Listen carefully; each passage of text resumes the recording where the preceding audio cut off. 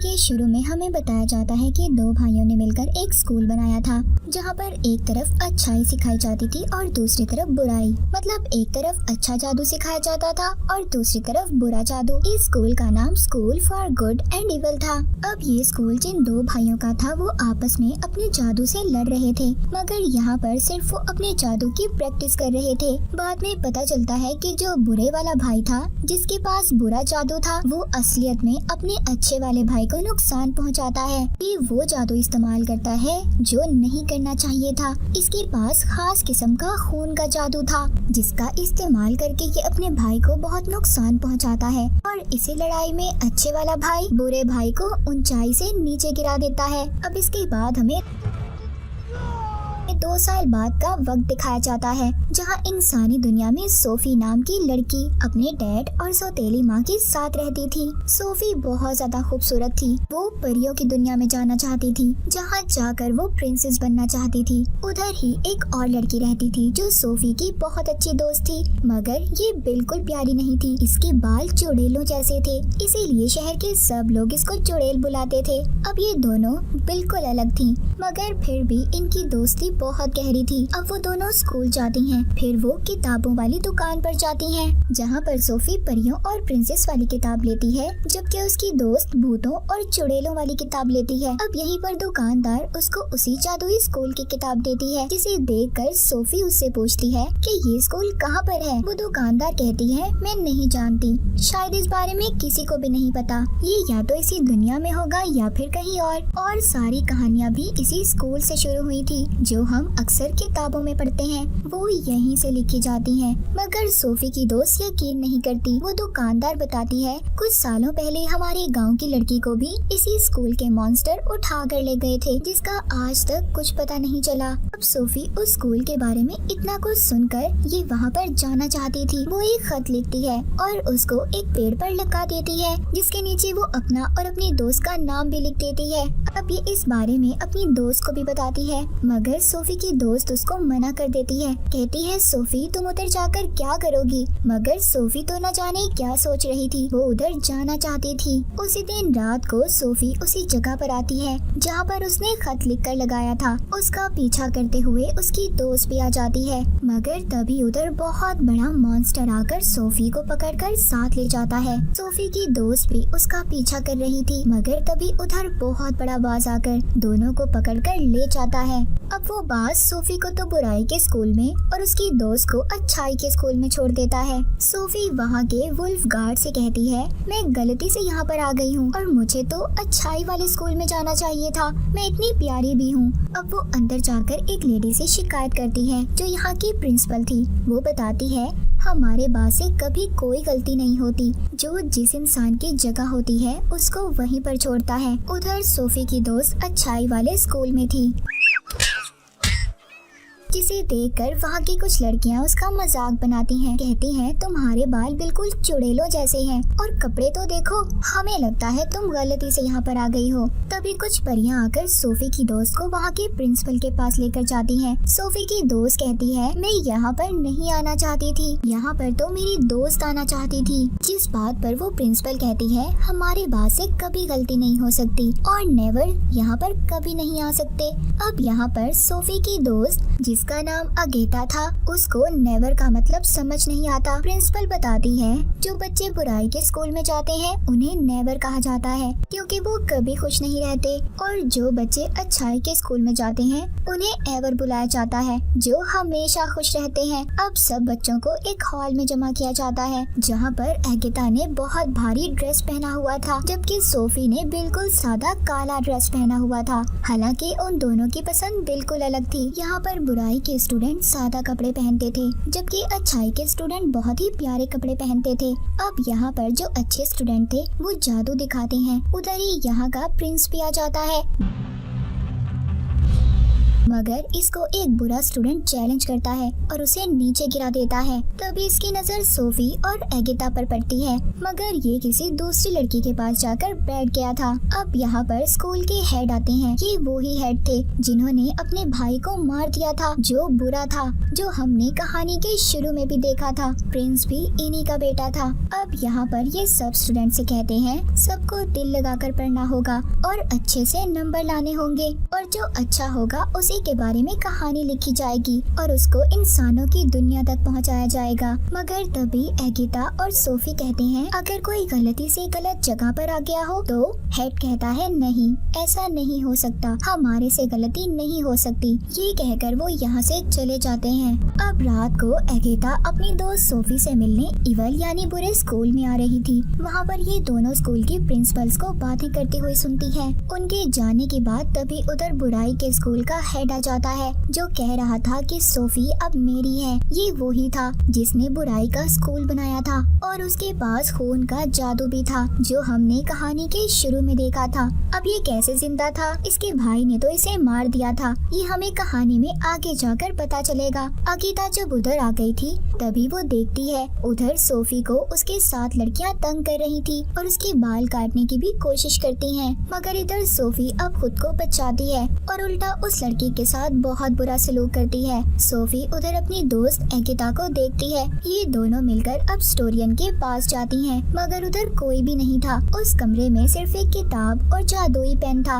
अब उधर ही अच्छाई के स्कूल के हेड आ जाते हैं। इनको कहते हैं कि तुमसे पहले यहाँ पर कोई भी नहीं आया, तुम दोनों इतनी खास हो, फिर यहाँ से क्यों जाना चाहती हो? मगर सोफी कहती है मैं नहीं जाना चाहती, ये जाना चाहती है। मैं तो बस गलत स्कूल में आ गई हूँ, मुझे अपनी पुरानी जिंदगी बिल्कुल अच्छी नहीं लगती। एगिता सोफी को भी अपने साथ लेकर जाना चाहती थी। वो हेड से पूछती है क्या सिंड्रेला, स्नो वाइट, जितनी भी कहानियाँ हैं सब सच्ची हैं? वो कहता है हाँ बिल्कुल सब सच्ची हैं और वो सब यहीं पर पढ़ते थे। यहीं पर वो सोफी से कहता है अगर तुम अच्छे स्कूल में आने के काबिल होती, हमारा बास तुम्हें बुराई के स्कूल में नहीं भेजता। वो कहती है मैं अच्छी हूँ, प्यारी हूँ, यही चीज तो अच्छाई के लिए है। अगिता उसकी दोस्त कहती है उसके लिए सच्चा प्यार चाहिए। जब तुम ये ढूंढ लोगी तो तुम अच्छाई वाले स्कूल में आ जाओगी। ये सब बातें करने के बाद हेड उन दोनों को अब उनकी क्लासेस में भेज देता है। अब अगिता जब अपनी क्लास में थी तभी उसको लड़कियां कहती हैं अगर तुम टेस्ट में 3 बार फेल हो गई तो तुम्हें स्कूल से निकाल दिया जाएगा। वो खुश होकर कहती है क्या वाकई? वो कहती है निकालने का मतलब तुम्हें कोई मॉन्स्टर बना दिया जाएगा। जब टीचर आकर उसकी स्माइल हंसी का टेस्ट लेती है तो वो फेल हो जाती है। उधर सोफी का बदसूरती का टेस्ट हो रहा था जिसमें वो भी फेल हो जाती है। जब ये दोनों हॉल में मिलती हैं तो अगिता सोफी को राजा के बारे में बताती है, मगर उसका दिल तो यहाँ के प्रिंस पर आ गया था जो हेड का बेटा था। सोफी अपनी दोस्त को एक खत देती है और कहती है ये मेरी तरफ से प्रिंस को दे देना। अब जब अगिता जंगल की क्लास के लिए जा रही थी तो उधर ये सोफी का खत प्रिंस को देकर चली जाती है। अब जंगल की क्लास में उनका टीचर उनको बहुत ही खूबसूरत फूल दिखाता है जो असल में बहुत खतरनाक थे। उनको स्केरक्रो भी दिखाता है जिसको खेतों में खड़ा किया जाता है इंसान जैसा पुतला बनाकर। वो बताते हैं ये रात में जिंदा हो जाता है। तभी उधर एक लड़के को फूल काट लेता है जिससे वो डरकर भाग गया था। ये लड़का तीसरी बार फेल हुआ था। जब अगिता उसका पीछा करती है तो देखती है उसके इर्द गिर्द तूफान का घेरा बन जाता है और वो गायब हो गया था, जिसे देखकर अगिता बहुत ज्यादा डर गई थी। उधर सोफी को भी क्लास में एक लड़की तंग कर रही थी और टीचर भी उसको नहीं रोकती क्योंकि ये बुराई का स्कूल था और इन्हें तो ये सब कुछ देखकर मजा आ रहा था। तभी वो लड़की अपने टैटू से छोटा सा ड्रैगन निकालती है जो सोफी पर हमला कर देता है, उसे तंग करता है, उसे मारने की कोशिश करता है। सोफी कुछ नहीं कर पाती, बस अपनी जान बचाकर इधर उधर भाग रही थी। तभी वहाँ पर बहुत सारी मधुमक्खियाँ आ जाती हैं जो उस ड्रैगन को चिपक गई थी, जिस वजह से अब उस लड़की का दम भी घुटने लगता है जिसने ड्रैगन को सोफी के पीछे भेजा था। तभी सोफी उसको मना करती है। अब जो मक्खियाँ थी वो कोई और नहीं बल्कि बुराई का हेड था जिसके पास खून वाला जादू भी था। सोफी को प्रिंसिपल जल्दी से यहाँ से ले जाती है। वो पूछती है ये कौन था हाँ, वो अब हेड के बारे में बताती है। साथ ही ये भी कहती है कि तुम बहुत ताकतवर हो। पर सोफी कहती है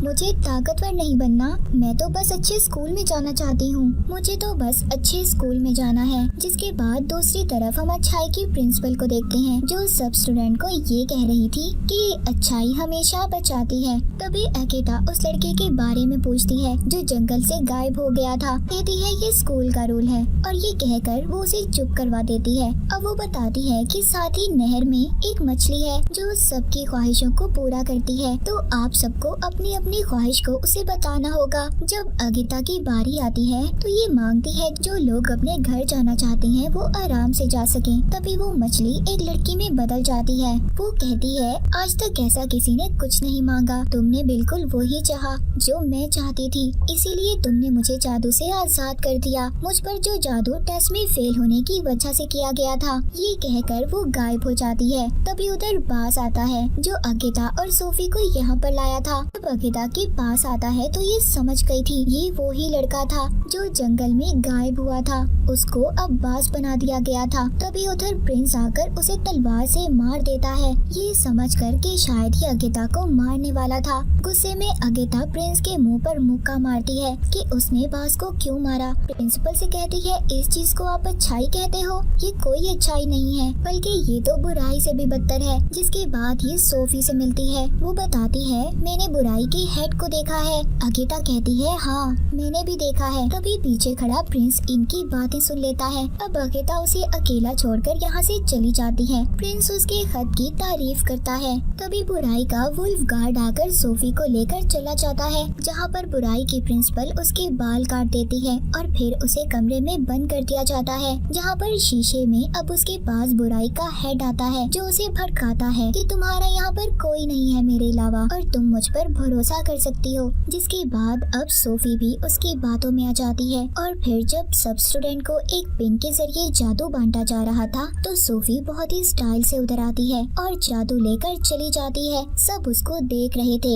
अब उसने उन लड़कियों को भी दोस्त बना लिया था जो उसको परेशान करती थी। अगिता उसको बताती है कि अगर तुमने प्रिंस का दिल जीतना है तो उसके लिए सिर्फ खूबसूरती काफी नहीं है, तुम्हें वो सब करना होगा जो मैं कहती हूँ। अब अगले दिन सोफी प्रिंस के पास जाती है जो तीर मारने की प्रैक्टिस कर रहा था। ये प्रिंस उसको बताता है कि बुराई के स्टूडेंट कभी सही निशाना नहीं लगा सकते, मगर सोफी निशाना लगा लेती है। देखकर प्रिंस बहुत ज्यादा हैरान था। असल में वो निशाना अगिता के जादू की वजह से लगा था। अब प्रिंस सोफी को अपनी रानी बनाने के लिए चुन लेता है, मगर ये बात किसी को भी अच्छी नहीं लगती। अगिता कहती है जो सच्चा प्यार होता है वो कभी दूर नहीं होता। अब वहाँ पर एक मास्टर कहते हैं ठीक है, इस बात का पता तब चलेगा हम इन दोनों को जंगल में अलग अलग छोड़ देंगे। अगर इन दोनों ने एक दूसरे को ढूंढ लिया तो इनका प्यार सच्चा है, हम भी फिर इनको कभी अलग नहीं करेंगे।